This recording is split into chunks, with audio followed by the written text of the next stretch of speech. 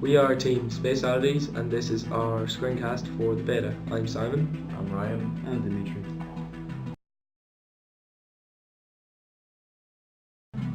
So we'll start off with the main menu system. As you can see, it looks completely different from the alpha. We pretty much built it again from the ground up, redesigned it. The first thing you'll probably notice is a scrolling background.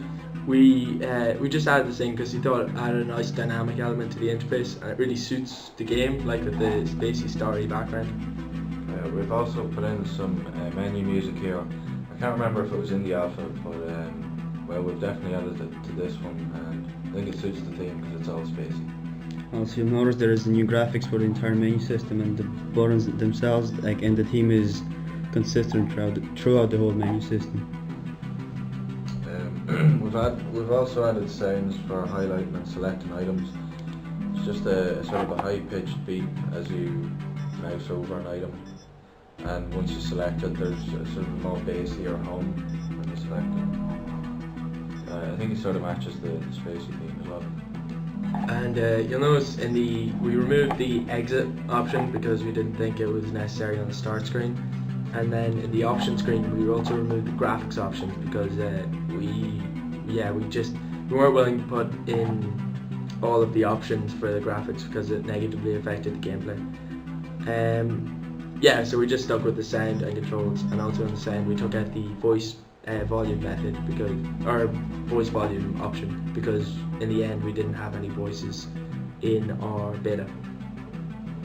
Oh yeah, and we also changed the highlighting method of the buttons to just highlighting in red. Before we had boxes and we had selection braces, but we found that just boxes look clunky and the selection braces just didn't really add enough to it to justify using them again.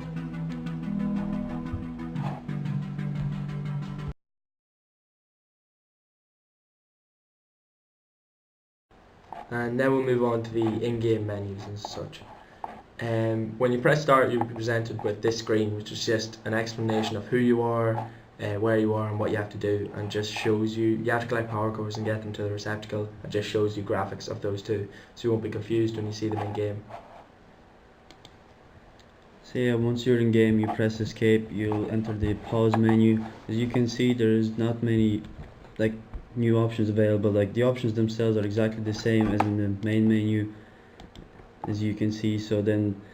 And the one thing that is two things that are added in the pause menu is the resume and the exit buttons, and they're pretty self-explanatory.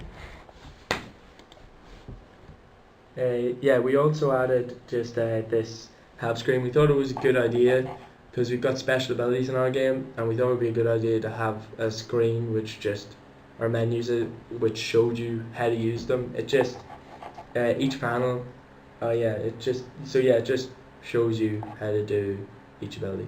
Yeah, it has a panel for each ability. Each panel will have an image and a short description of the ability and how you should use it in game. And that's it for our in-game menu.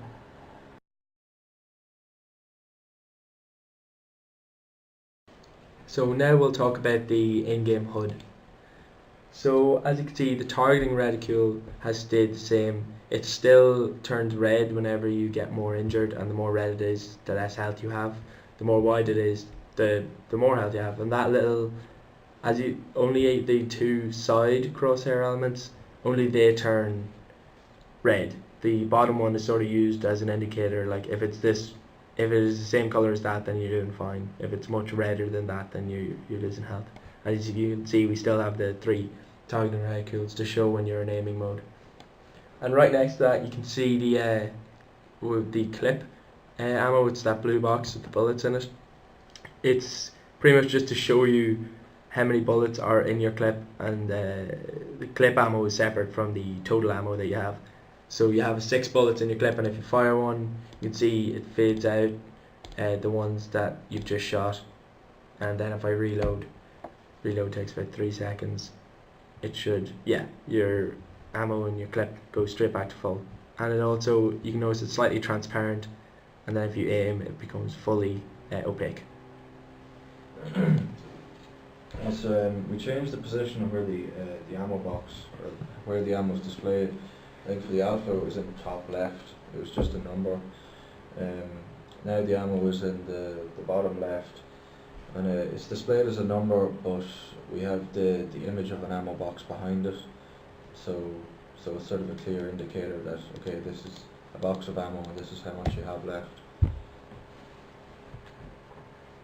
So above the ammo box image you can see the power core image, and it displays like the amount of power cores you collected, which is gonna help you throughout the gameplay. That's gonna tell, like, for example, you have 2 power cores, so there's 1 left, so you know exactly how many power cores you have. And then up at the top you can see our power bar. It's this thing that supplies your special abilities in our game is called the gauntlet, and that's your gauntlet energy bar. And whenever you use your special abilities, like stealth there, it'll drain away, and it'll drain away really smoothly, and just that's active for all your different abilities. And as you can see, all the other menu systems, they are kind of transparent all the time, but when you're using a special ability, they'll become fully opaque. Another special ability we have is the sticky cam. Once you fire it off, you'll notice in the bottom right corner and a render target will appear where you can see like the image that the sticky cam produces, and you can as well turn it and look around corners, and that really brings in really great feature in the gameplay. And then whenever it's inactive, it just shows that offline window there. And that is it for our in-game HUD. Thanks.